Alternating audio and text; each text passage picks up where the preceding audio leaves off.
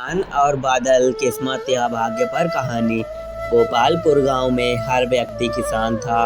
उस गांव को किसानों का गांव कहा जाता था, क्योंकि लोगों को खेती के अलावा कुछ और नहीं आता था। गांव वाले ज्योतिषी को बहुत ही जानते और मानते थे। एक बार उनके गांव में जाने माने ज्योतिषी का आगमन हुआ।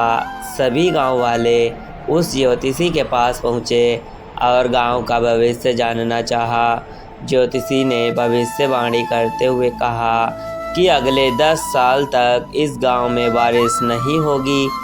पानी की एक एक बूंद के लिए गांव वाले तरस जाएंगे। गोपालपुर गांव में अकाल पड़ेगा।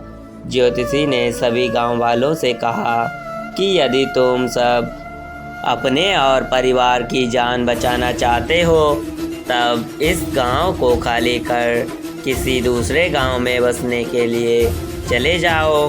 उनकी बातें सुनने के बाद सभी गांव वाले बेचैन हो उठे। उन्होंने घर जाकर सामान बांधना शुरू कर दिया और सबने फैसला कर लिया कि वे अगली सुबह ही गांव खाली कर देंगे।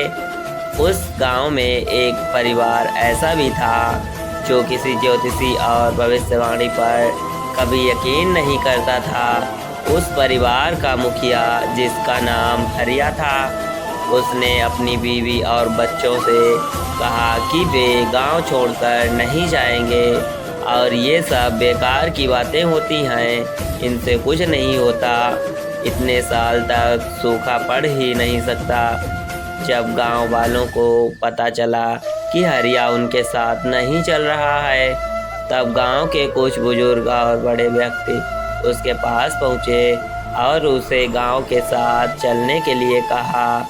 लेकिन हरिया अपनी ही जिद पर अड़ा रहा और उसने सभी गांव वालों के साथ जाने से मुकर दिया और इनकार कर दिया। अगली सुबह ही हरिया और उसके परिवार को छोड़कर बाकी सभी लोग गांव छोड़कर चले गए। पूरा गांव खाली था। सब लोग जा चुके थे। हरिया को समझ नहीं आ रहा था कि क्या किया जाए और क्या नहीं, क्योंकि एक तरफ ज्योतिषी की भविष्यवाणी थी और दूसरी तरफ पूरे गांव का खाली हो जाना। 2-3 दिन के बाद हरिया ने सोचा कि क्यों ना हल को लेकर खेत ही जोतता रहूं, क्योंकि जो काम है वह तो होता रहे। उसने खेत जोतना शुरू ही कर दिया।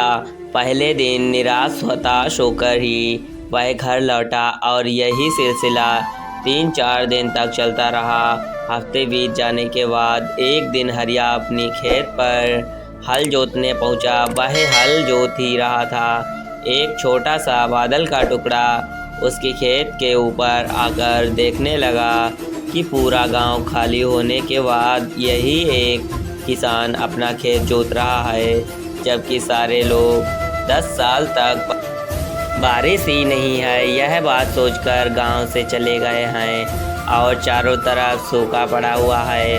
उसने किसान से पूछा, अरे ओ किसान भाई, क्या तुम बेवकूफ़ हो? सारे गांव वाले चले गए, लेकिन तुम अकेले ही अपना खेत जोत रहे हो। यह सुनकर किसान ने बादल से कहा, क्या आपको पता है कि मैं खेत क्यों जोत रहा हूँ? इसके पीछे एक बहुत ही बड़ी वजह है। उसी वजह के कारण ही मैं अपना काम कर रहा हूँ। वजह यह है कि मैं खेत इसलिए जोत रहा हूँ कि मैं खेत जोतना ना भूल जाऊँ, हल चलाना ना भूल जाऊँ। आपका तो पता नहीं कि आप कब बरसोगे, लेकिन अगर मैं हल चलाना भूल गया तो मैं अपनी ज़िंदगी में मैं करूँगा भी क्या? बादल ने सोचा कि ज्योतिषी ने तो भविष्यवाणी कर ही दी है कि 10 साल तक हम बरसेंगे नहीं। अगर हम बरसेंगे नहीं तो कहीं हमें बरसना ना भूल जाएं। वहाँ और भी बादल इकट्ठा हो गए और जमकर बारिश होने लगी। यह छोटी सी कहानी हमें अपनी लाइफ में एक बड़ी सीख देती है कि किस्मत या भाग्य हमेशा उसी का साथ देती है जो मेहनत करता है, जो मेहनत करने से पीछे नहीं हटता। आपको अपनी कहानी खुद ही लिखनी होती है।